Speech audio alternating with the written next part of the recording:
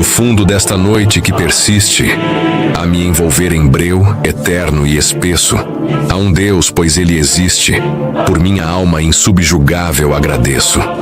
Nas garras do destino e seus estragos, sob os golpes que o acaso atira e acerta, nunca me lamentei, e ainda trago minha cabeça ferida, mas ereta. Além deste oceano de lamúria, somente o horror das trevas se divisa.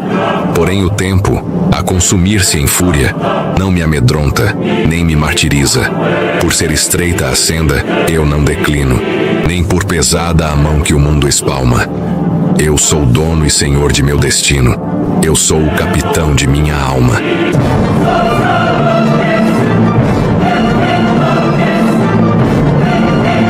Se não ouviu de forma resumida, a obra descreve prisioneiros acorrentados no fundo de uma caverna que veem apenas sombras projetadas na parede e acreditam que aquelas sombras são a única realidade que existe. Um dos prisioneiros consegue se libertar, sai da caverna e descobre o mundo real lá fora com todas as suas cores e formas. Então ele volta para a caverna para tentar convencer os outros a saírem fora também, que o mundo que eles achavam que era verdade até agora é uma mentira.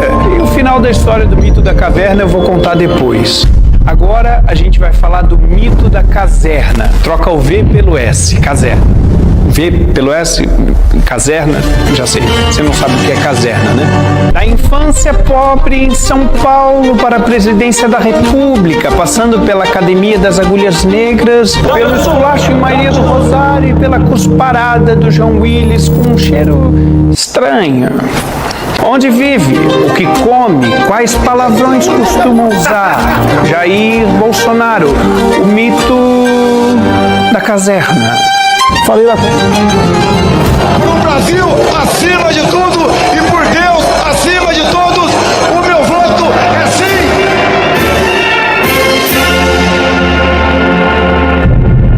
Bom, vamos lá. Em 1977, se forma na Academia Militar das Agulhas Negras, onde se especializou em paraquedismo, o que o preparou para, em 88, cair de paraquedas na vida pública, se tornando vereador no Rio de Janeiro.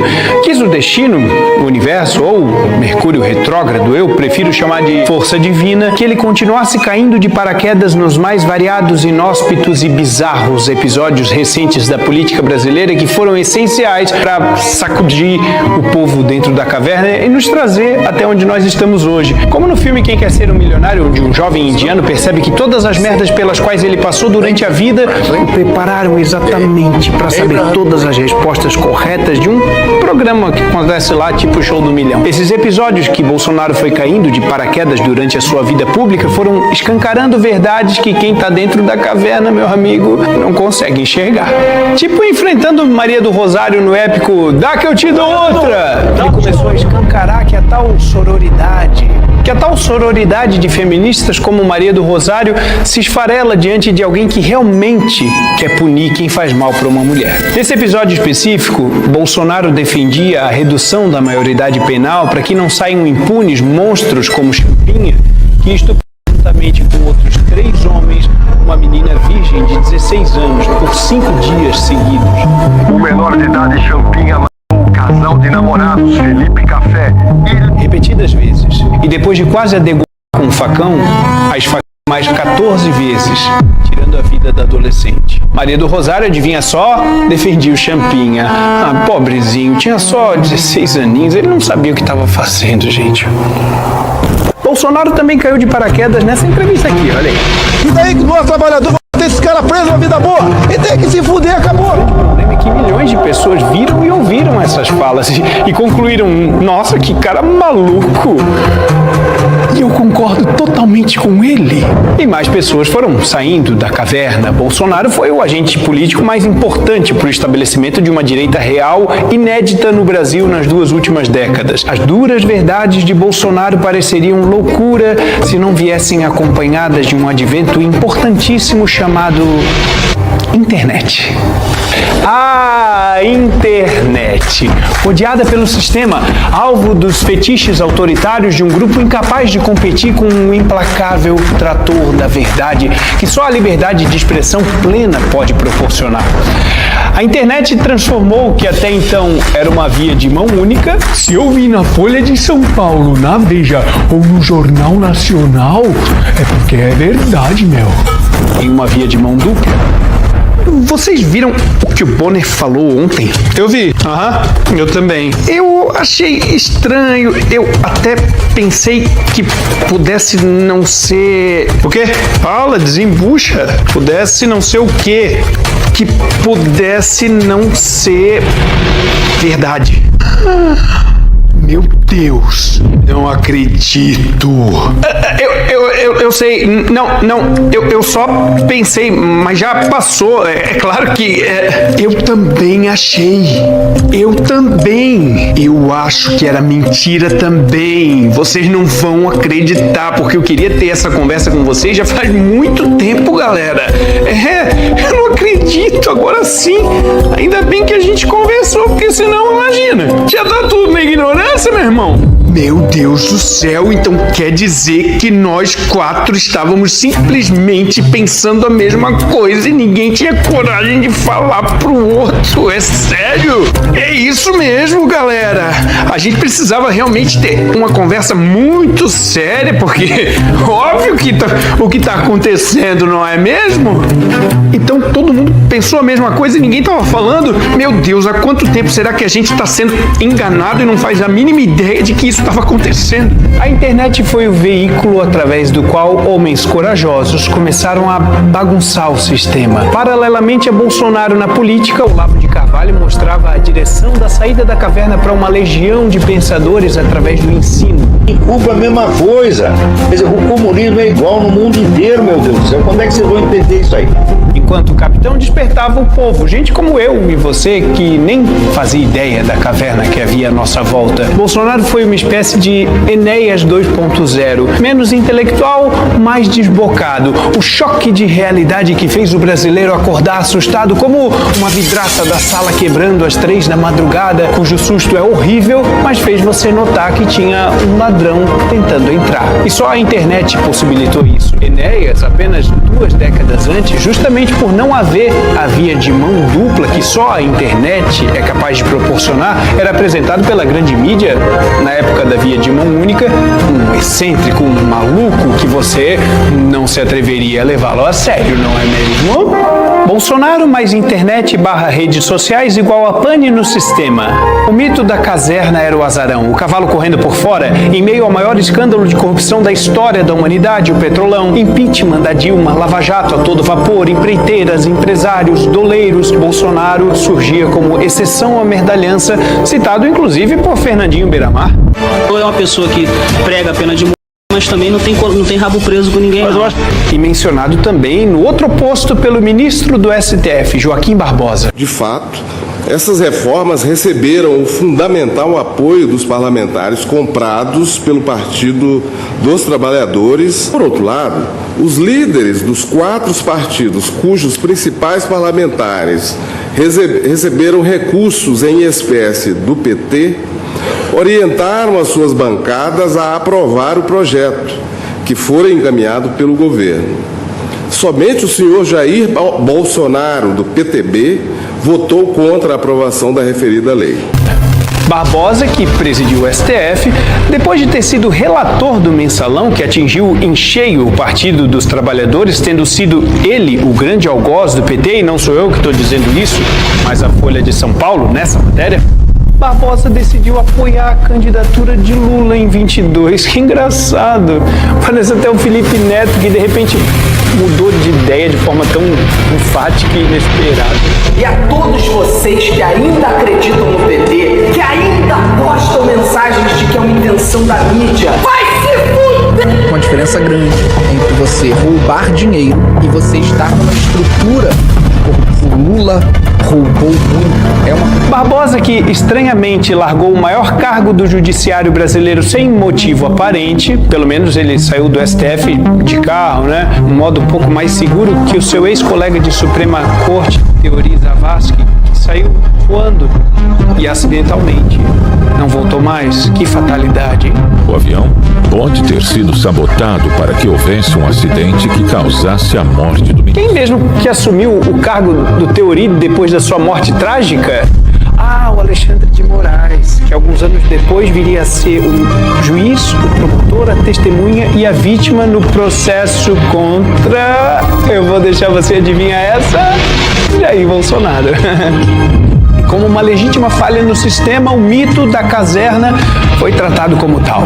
E eu nem vou entrar em questões das caixas mágicas de guarda-voto, cuja tecnologia é usada apenas em Butão e Bangladesh. E novamente quem disse isso não fui eu, foi a Folha de São Paulo. Reclama com eles. Na verdade, até essa matéria está desatualizada, porque até em Bangladesh hoje já passou-se a exigir o comprovante físico. Mesmo assim, eu vou evitar esse tema específico, porque é um assunto proibido, a tal ponto que eu não tenho coragem nem de abordar abertamente aqui numa plataforma fechada, para você ter uma ideia. Essa matéria que eu mostrei, ela é bem difícil de achar, inclusive. Quando você pesquisa sobre isso no Google, o site te empurra uma dezena de links do TSE ou de outras agências de checagem desmentindo a informação. O assunto das caixas é tão delicado e proibido que fez o perfil original do canal Hipócritas no Instagram, com 1 milhão de seguidores à época, se tornar inacessível em território brasileiro até hoje. E fez o monarca perder suas redes e posteriormente ter que fugir do Brasil. Bom, eu já falei demais sobre algo que eu falei que eu não ia falar. Voltando ao Bolsonaro, como falha no sistema, e agora de verdade, eu juro, sem mencionar as caixas mágicas, questionadas inclusive pelo próprio Flávio Dino. Não, agora eu parei. Sério, não vou mais falar sobre, sério. Continuando, agora sim. O sistema se reinventou e procurou outros meios, como bem nos avisou o capitão, né?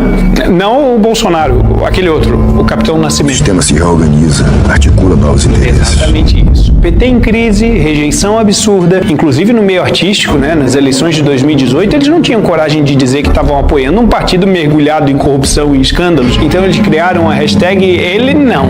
Não é que a gente apoia o PT, é que a gente não quer o Bozo, fora Bozo. Lembram? Bolsonaro eleito e o sistema começou a se articular como um organismo lutando para sobreviver. E em 4 anos nós assistimos não apenas Lula ser arrancado da prisão, como suas condenações serem anuladas e ele se tornar novamente elegível. Lembrando que a sua condenação por corrupção passiva e lavagem de dinheiro foi confirmada por mais de 10 juízes em 3 instâncias. E o ex-presidiário foi catapultado novamente à presidência da República, numa campanha eleitoral composta por uma série de decisões, eu vou usar o termo polêmicas, para manter esse vídeo no ar, onde o TSE é presidido, olha só, por Alexandre de Moraes, proibiu, entre outras coisas, chamar Lula de ex-presidiário ou descondenado, foi proibido ligar a imagem de Lula à do ditador Maduro, afinal de contas não pegava bem, né? E depois de apenas 5 meses de governo, adivinha quem veio fazer uma visitinha pro amigo Lula? Não, eu não acredito que você chutou certo. Maduro? Como é que você adivinhou? Nossa. As medidas do TSE foram tão, como é que eu posso dizer, inovadoras, que até a ministra Carmen Lúcia falou mais ou menos assim: olha, isso tem cheiro de censura, tem até gosto de censura, assim, o formato é meio de censura também, mas eu não sei se é censura, sabe? E se for censura, é uma censurinha bem pequititinha de nadinha, que a gente também só vai fazer uma vezinha só e bem rapidinho, logo já vai acabar, tá bom? Bastou Bolsonaro sair da presidência para que em pouco tempo ele se tornasse alvo de diversas investigações. Esquema de falsificação de cartão de vacinação do Covid-19, as joias sauditas, interferência na Polícia Federal, vazamento de dados de inquérito do Supremo, tentativa de golpe de Estado, ABIN paralela, reunião com embaixadores, uma verdadeira caça às bruxas, como se fosse uma lição sendo dada, que a direita nunca ouse tentar novamente. E olha só, nenhuma das investigações investigações por corrupção. Que engraçado, né? E ainda assim, essa última que eu mencionei, a reunião com os embaixadores, já o deixou inelegível. Você entendeu isso? A ex-presidente Dilma Rousseff cometeu crime de responsabilidade fiscal e sofreu impeachment e não se tornou inelegível. Bolsonaro se tornou inelegível por se reunir com embaixadores. E agora, mais recentemente, por um golpe que nunca houve, num julgamento que não deveria acontecer, onde aconteceu, um juiz que era também a vítima e outros 2 ministros que eram seus adversários políticos diretos, ele acaba de ser condenado a 27 anos de prisão. Sair da caverna custou caro.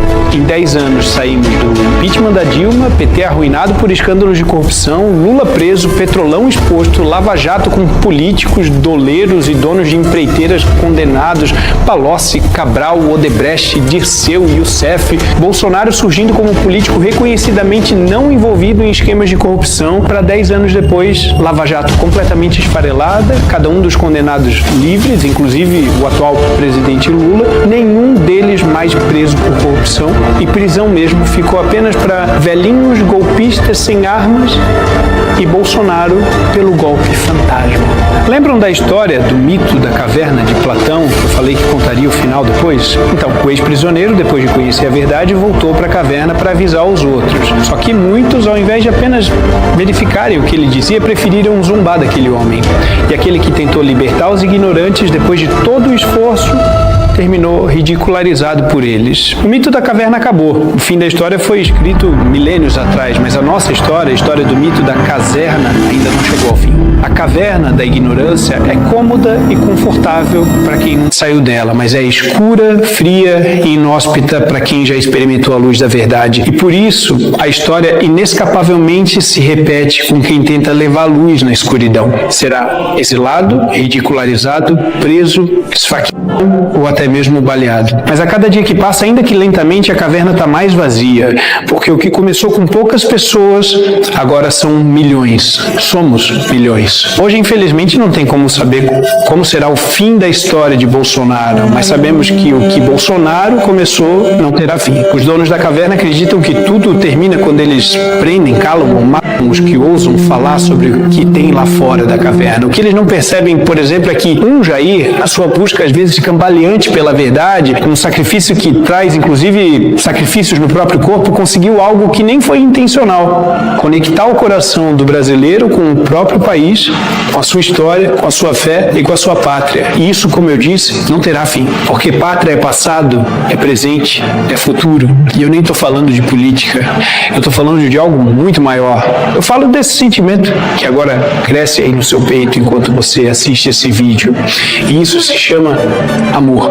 E quem ama não pode ser derrotado.